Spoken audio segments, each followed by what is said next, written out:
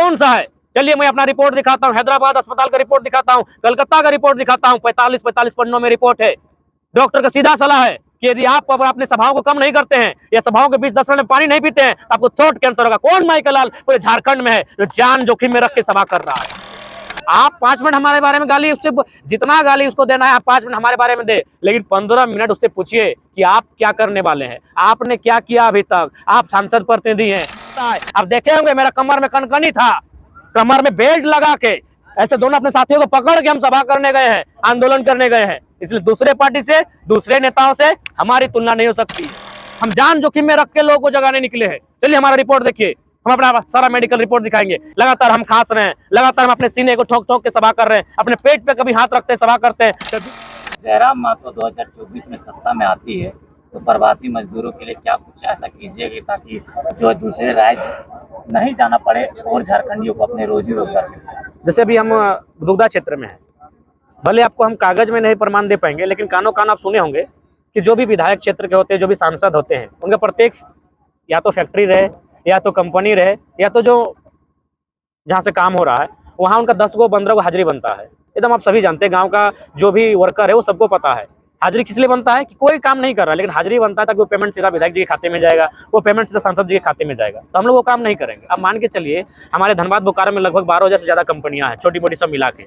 अगर एक कंपनी में विधायक जी का 10 गो है तो 10,000 गुना 10 यानी लगभग 1 लाख। 1 लाख मजदूर वहाँ इन्वॉल्व हो जाएंगे, सिर्फ अगर विधायक जी चंदा नहीं लेंगे तो। विधायक जी अगर फर्जी मैंने क्या बोलते हैं हाजिरी अगर अपने मजदूरों का वहाँ नहीं बनाएंगे तो 1 लाख सृजन सिर्फ धनबाद बोकारो में हो रहा है। तो ये सारी आइडियाज है हमारे पास जो मुझे लगता है हम लोग बेहतर करेंगे। और सबसे बेहतर होगी कि हमारी एक आयोग बनेगी, 5 सदस्य की टीम बनाएंगे। उसको जो बाकी पड़ोसी राज्य है जो हाल ही फिलहाल 10-15 साल में ग्रोथ किए हैं, उनके हाल को जानने के लिए, उनकी तौर तरीकों को, उनकी बुनियादी ढांचाओं का अध्ययन करने के लिए भेजेंगे और एक रिपोर्ट वो हमारे पास सबमिट करेंगे। उसको हम लोग इम्प्लीमेंट करने का काम करेंगे। एक कड़वा सवाल है, बिल्कुल कड़वा से कोई भी रिपोर्टर हो या कोई भी मीडिया वाला या यूट्यूबर हो, अगर वीडियो बनाता है तो आपके समर्थन जो है उसके खिलाफ कमेंट्स में बहुत गंदा।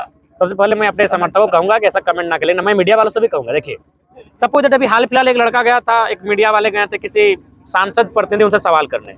आपने शायद 18 या 20 मिनट का वीडियो लिया। अगर 18-20 मिनट कोई डायरेक्ट सिर्फ जयराम महतो को ही गाली देगा तो हमारे समर्थक सवाल करेंगे, क्योंकि वो सांसद प्रतिनिधि है। उससे सवाल होना चाहिए था कि आपने प्रतिनिधि बनकर कौन कौन योजनाओं को गांव लेकर आया, आप 2024 में क्या करेंगे, उन पर सवाल क्यों नहीं होगा जब जिससे वीडियो लेने गए। हाँ, अगर कोई पब्लिक है, अगर वो हमको 1.5 घंटा भी गाली देता है तो हम कुछ नहीं बोलेंगे, हम बोलेंगे ये पत्रकारिता हुई है। लेकिन अगर आप प्री प्लानिंग वीडियो बनाएंगे तो भाई उसमें कहीं ना कहीं ये पत्रकारिता का स्तर नहीं है। आप भी जानते हैं, अभी रामगढ़ का एक वीडियो देख रहे सुन रहे हैं, पता ही वो प्रत्याशी रहा है, तो उसको पूछिए कि वो क्या करने वाला था, वो काहे पीछे हट गया, काहे इतना, क्या उसका स्ट्रेटजी, क्या उसकी तैयारी है, 2024 में वो क्या करेगा, किस पार्टी के साथ जाएगा, क्योंकि चुनाव लड़ा है। तो आप उस पर सवाल नहीं कर रहे, जिसका वीडियो ले रहे उससे कोई सवाल ही नहीं हो रहा है, सवाल जयराम महतो से हो रहा है। तो ये कहीं ना कहीं पत्रकारिता का स्तर नहीं है। आप 5 मिनट हमारे बारे में गाली, उससे जितना गाली उसको देना है आप 5 मिनट हमारे बारे में दे, लेकिन 15 मिनट उससे पूछिए कि आप क्या करने वाले हैं, आपने क्या किया अभी तक। आप सांसद प्रतिनिधि हैं, आप ये पोस्ट में हैं, आपने क्या किया, ये तो सवाल ही नहीं होता है। तो प्री प्लानिंग वीडियो हो रहा है, इसीलिए मेरे ख्याल से ऐसा हो रहा है। तो फिर भी उसके बावजूद हम अपने समर्थकों से कहेंगे कि मीडिया स्वतंत्र है, मीडिया स्वतंत्र काम करे, हम लोग आपके साथ हैं। जिस प्रकार दूसरे पार्टी भी 1932 का बात करते हैं, नियोजन नीति का बात करते हैं, और सत्ता में आने के बाद क्या होता है, चेंज हो जाते हैं। जयराम महतो भी 1932 का बात कर रहे हैं, नियोजन नीति का बात कर रहे हैं। 2024 में टाइगर जयराम महतो सत्ता में आते हैं तो क्या 1932 का मसला और नियोजन नीति का मसला? दूसरों से हमारी तुलना बिल्कुल नहीं होगी। दूसरा पार्टी का कोई एक लीडर का हमको नाम बताइए जो 1 महीना से बीमार है, जो खांस रहा है, बेंगलुरु बंबई घूम रहा है। पूरे भारत की मैं बात करता हूँ, कौन सा है? चलिए मैं अपना रिपोर्ट दिखाता हूँ, हैदराबाद अस्पताल का रिपोर्ट दिखाता हूँ, कलकत्ता का रिपोर्ट दिखाता हूँ। 45 पन्नों में रिपोर्ट है। डॉक्टर का सीधा सलाह है कि यदि आप अपने सभाओं को कम नहीं करते हैं या सभाओं के बीच 10 मिनट में पानी नहीं पीते हैं, आपको थ्रोट कैंसर होगा। कौन माइकल लाल पूरे झारखंड में है जो जान जोखिम में रख के सभा कर रहा है?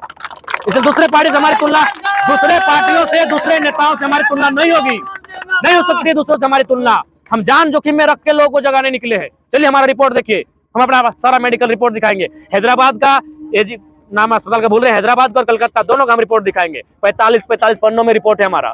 लेकिन उसके बावजूद हम एक दिन बताइए हम थीर किए हैं, लगातार हम खांस रहे हैं, लगातार हम अपने सीने को ठोक ठोक के सभा कर रहे हैं, अपने पेट पे कभी हाथ रखते सभा करते हैं, कभी बीच बीच में माथों को ठोकते हैं। कौन ऐसा लीडर है बताइए? अगर एक उसको चींटी कांटा चुभता है ना, एक कांटा चुभता है तो 12 को डॉक्टर चेक करता है, एक कांटा चुभता है तो 12 दिन बेड रेस्ट करता है। इसलिए दूसरे लीडर से, दूसरे पार्टियों से हमारी कोई तुलना नहीं हो सकती है। हम जान जोखिम में रख के राज्य के लिए बदलाव चाहते हैं। अब देख सकते हैं, एक भी लीडर हमको दिखाइए, एक नाक में अगर नाखून उखड़ता है ना, नाखून उखड़ता है, वो 2 महीना बेड रेस्ट लेता है। अब देखे होंगे मेरा कमर में कनकनी था, कमर में बेल्ट लगा के ऐसे दोनों अपने साथियों को पकड़ के हम सभा करने गए हैं, आंदोलन करने गए हैं। इसलिए दूसरे पार्टी से, दूसरे नेताओं से हमारी तुलना नहीं हो सकती है। हमने अपना सर्वस्व निछावर कर दिया है। रिजल्ट क्या होगा हमें नहीं पता है, लेकिन मैंने अपना एक एक कतरा इस राज्य के हितार्थ के लिए कुर्बान करने का फैसला लिया है। सोहराय पहले लोग गांव-गांव में करते थे, लेकिन अब शहरों में किया जा रहा है, सड़कों पे उतर के किया जा रहा है, ऐसा क्यों? देखिए, मेरा भी मानना है कि हमारी जो भी झारखंड की संस्कृति और परंपराएं हैं वो अखड़ा में, गांव में ही किया जाता है उसका। लेकिन चूंकि हमें करने की आवश्यकता इसलिए पड़ी कि ये जब दुनिया का ये सिस्टम है, भारत का भी देख लें, कभी इस देश में यूनानी आए, ईरानी आए, चंगेज आए, तुर्क आए, मुगल आए, अंग्रेज आए, और फाइनली जब अंग्रेज आए तब बहुत सारा जो कल्चरल डिस्टर्बेंस था उत्पन्न हुआ। यानी उसके बाद भी जो भारत की जो भूमि है वो भी कहीं ना कहीं विविधताओं की भूमि है। North India, waste India, south India, middle India, north east India, तो इस प्रकार से क्या है कि सबकी अपनी अपनी एक परंपरा है, सबकी अपनी एक संस्कृति है। लेकिन जब बीते साल की अगर हम बात करें, चूंकि हमारे यहाँ उद्योग की स्थापना हुई, हमारे यहाँ भारी संख्या में माइंस मिला, माइंस का काम हुआ, तो उससे क्या है कि बाहर के लोग हमारे पास आके रहने लगे, बसने लगे, और उन्होंने क्या किया, हमारे साथ हमारी संस्कृति को मिक्सअप किया। मिक्सअप ही नहीं बल्कि हमारी संस्कृति को डाउन करके अपनी संस्कृति को हम पर थोप दिया कि आपको ये झारखंड के लोग हैं, आप लोग कमजोर तबके के लोग हैं, अब आपको हमारी संस्कृति को मानना होगा। बकायदा हमारे लोगों ने भी उनकी परंपरा, उनके धरोहर को अपने गांव, अपने घर तक लेके गए। लेकिन आज बीते 2 सालों में अब चूंकि मानते हैं कल्चरल को थोड़ा सा मॉडर्निटी के साथ प्रेजेंट करना चाहिए, तो अपने ये लोगों को, चूंकि उनके माइंड में अब सेट हो चुका था कि जो बाजार में दिखता है, जो शहर में होता है, चूंकि उनको न्यूज में स्थान मिलता है, तो कुल मिलाकर हमारी जो संस्कृतियां थी वो पतन की ओर जा रही थी। इसलिए एक नया प्रयोग हुआ है। बाकी मूल जो पर्व है वो गांव में ही मनाया जाता है, लेकिन जो अभी डहर में हम लोग आके कर रहे हैं वो केवल एक संदेश है कि हमारी संस्कृति भी भव्य है, और हमारी जो परंपराएं हैं, हमारे जो त्यौहार हैं, वे भी वैज्ञानिक पद्धति के साथ संस्कृति जो अर्थ रखते हैं, उनके बहुत अद्भुत मायने हैं। तो ये एक संदेश है। सोहराय जो है, बहुत सारे बच्चे जो है सोहराय के नियम के बारे में नहीं जानते हैं। सोहराय देखिए, उसके लिए देखिए मेरा मानना है कि सोहराय का सीधा मानना का तात्पर्य है, चूंकि हम लोग कृषि कौम से हैं, और ये जो कार्तिक का महीना है, इस महीने को जो हम लोग मानते हैं कि फसल अब तैयार हो जाता है, तो फसल तैयार होने में अब फिर हमें किसकी आवश्यकता पड़ेगी, हमारे पशुओं की आवश्यकता पड़ेगी। तो जिनके जो हमारे खेती जीवन में, खेती का जो मौसम का चक्र होता है, उसमें जो लोग हमारा सहयोग करते हैं, तो उसमें मवेशी, तो गाय की बात करें, बैलों की बात करें, कि कहीं ना कहीं हमारे खेती हर जीवन में उनका योगदान रहता है। अतः उनको हम आभार जनाते हैं और उनको धन्यवाद देते हैं, और वही खेत की बाली को लाकर उनको चुमाते हैं कि आपके द्वारा और आपके सहयोग से ही हमारा खेती संपन्न हुआ, और हमारा खेती संपन्न हुआ, इसी से हमारा गृहस्थी चलेगा, इसी से हमारे बच्चे भोजन करेंगे और अपना जीवन का यापन करेंगे। या तो उनको आभार किया जाता है।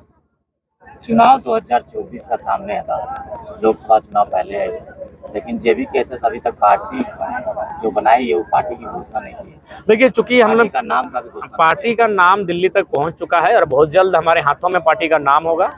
और चूंकि हम लोग थोड़ा सा भी नए सिरे से राजनीति कर रहे हैं, बहुत सारी चुनौतियां हैं, इसीलिए हम लोग अभी सार्वजनिक नहीं कर पा रहे हैं। चूंकि हमें लगता है कि जो लोग यहाँ पॉलिटिकली तौर पे स्ट्रांग है, उनके सामने हम लोग कहीं ना कहीं अभी नौसिखिए हैं, तो वे लोग हमारे कहीं ना कहीं नौसिखिया जो हैं उस स्वभाव का भी फायदा उठा सकते हैं। इसलिए हम लोग थोड़ा सा कुछ चीज़ों को गोपनीय रखे हैं।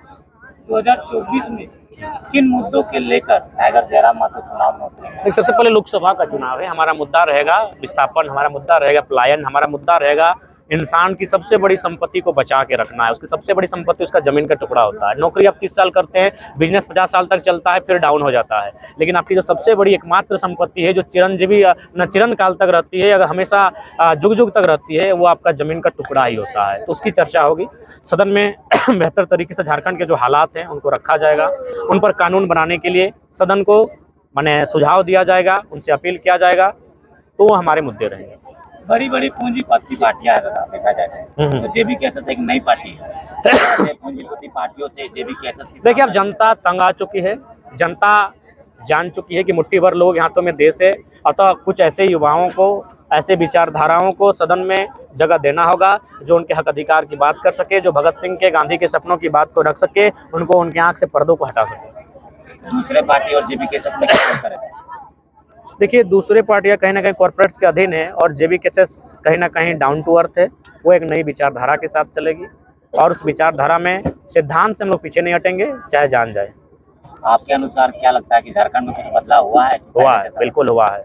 अगर हम कहेंगे बदलाव नहीं हुआ है तो ये कहीं ना कहीं झूठ होगा, ये मिथ्या होगा। हुआ है, झारखंड में बहुत सारा बदलाव हुआ है, लेकिन झारखंड आज भी सुरक्षित नहीं है। हम बेंगलुरु गए, हम बम्बई गए, आप साथ गए थे ना, हम हैदराबाद गए, लेकिन वहाँ क्या है, अभी हम बेंगलुरु गए थे, उदाहरण देना चाहेंगे, वहाँ कंस्ट्रक्शन का काम हो रहा है, शायद वहाँ ओवरब्रिज बन रहा है। तो जैसे हमारे यहाँ सड़क बनता है, देखिए कोई ज़मीन लीज में लेती है कंपनी, जो भी कंपनी का नाम है, जैसे अभी जीटी रोड बन रहा है, तो कहीं ना कहीं वो बगल में सड़क के किनारे एक ज़मीन लिया होगा जहाँ अपना मटेरियल को आके जमा किया होगा, जहाँ मजदूरों के लिए घर बनाया होगा, पानी की व्यवस्था की होगी और अपने जो मटेरियल है, छड़ी है, गिट्टी है, जो भी सड़क बनने में लगता है, उस मटेरियल को जमा करके रखा होगा। मैं अपने गांव का कहानी बता रहा हूँ, चूँकि जीटी रोड के सामने मेरा गांव है, हालांकि मेरे गांव वालों ने ज़मीन दिया नहीं। हमको लग रहा है कि 4000 रुपया डिसमिल था या एकड़ था, हम कंफर्म नहीं हो पा रहे हैं। यानी अगर कुल मिला के अगर हमको देखा जाए तो एक आम व्यक्ति को पूरे साल भर के लिए बहुत कम राशि मिल रहा था। लेकिन हम जब बेंगलुरु गए हैं तो उनसे पता किए हैं तो बोला हम लोग को 1 महीना का जो देख रहे हैं, लगभग हमको लगता है, मेरे दिमाग में अगर आ रहा है तो शायद वो 20 एकड़ के आसपास, 15-20 एकड़ में फैला हुआ जमीन को लिया गया था। कुल महीना में 5 लाख रुपए व्यय करते हैं। लेकिन अगर झारखंड वही होता तो हमको लगता है वे लोग साल में 10 लाख 15 लाख व्यय करते हैं, उसको महीना में मिलता है। यानी किस प्रकार झारखंड को किस प्रकार मैंने दबाया जा रहा है, किस प्रकार सताया जा रहा है, तो इस बात की चर्चा दिल्ली में होनी चाहिए। और उसी मुद्दों के साथ बाकी पार्टियां इसलिए नहीं करेंगी क्योंकि वो कंपनी चंदा लेती है। अभी आज बात बताइए, किसने सीसीएल के खिलाफ बोला है, किसने बीसीएल के खिलाफ बोला है, किसने टाटा के खिलाफ बोला है? एक ही शख्स जयराम महतो जान घातेली में रख के बोला, क्यों? क्योंकि वो चंदा लेते हैं। तो इसलिए वो चंदा लेने के कारण, उस जो सिद्धांत उन्होंने बना लिया है चंदा लेने का उस कारण वो सही रह के भी सही नहीं रह पाएंगे, उन्हें गलत काम करना होगा। इसलिए हम लोग चंदा का धंधा नहीं करेंगे, हम लोग सीधे जनता से जुड़ेंगे, मुद्दों के साथ जुड़ेंगे और हम लोग बेहतर करेंगे। अंत में झारखंड वासियों को क्या संदेश देना चाहते हैं? झारखंड वासियों को यही संदेश देना चाहेंगे कि अभी नहीं तो कभी नहीं। आज जो व्यवस्था है झारखंड में, आप देख सकते हैं क्या नहीं लूटा। आप लैब टेक्नीशियन का रिजल्ट देख लें, आप जेएसएससी को देख लें, आप जेपीएससी को देख लें, आप हाल फिलहाल नगर पालिका का कुछ एग्जाम था उस रिजल्ट को देख लें, कहाँ बचा है? कहाँ? एक एक सेंटर में 60 को 70 को बच्चे पास कर रहे हैं सेटिंग से। ये झारखंड की व्यवस्थाएं हैं। ये बच्चे पढ़ने के लिए हजारीबाग जाते हैं, रांची जाते हैं, मैंने अपना गहना माँ गिरवी रख के भेजती है, पिताजी अपने बरद बैल को गिरवी रखकर बच्चा को पढ़ाने के लिए भेजता है, और क्या पता चलता है कि क्वेश्चन पेपर लीक हो चुका है, सिस्टम वहाँ का जो जितना भी सेंटर था मैंने एग्जाम सेंटर वो खरीदा जा चुका है। तो देख सकते हैं हम झारखंडी को हम क्या संदेश देंगे? न्यूज वाले जो लोकतंत्र का काम है आप लोग तो कर ही रहे हैं, आप तो चैनल के माध्यम से झारखंड को बता ही रहे हैं कि झारखंड में क्या हो रहा है। आप जाइए बिहार देखिए, अभी हाल ही फिलहाल बिहार सबसे ज्यादा सरकारी नौकरी देने में बिहारियों को समर्थ है, तो झारखंड क्यों नहीं? क्या कमियां है झारखंड के पास? क्या आपका सिलेबस क्या है? जाके देखिए जो हमारे स्थानीय भाषाओं के सिलेबस है उनमें क्या स्थिति है अभी, किस प्रकार से यहाँ मैंने यहाँ की नौकरियों को 10 लाख 5 लाख में बेचने का काम चल रहा है। तो हम ज़्यादा संदेश देने की कोई हमें आवश्यकता नहीं है। झारखंडी अब समझ चुके हैं कि उनके साथ क्या हो रहा है।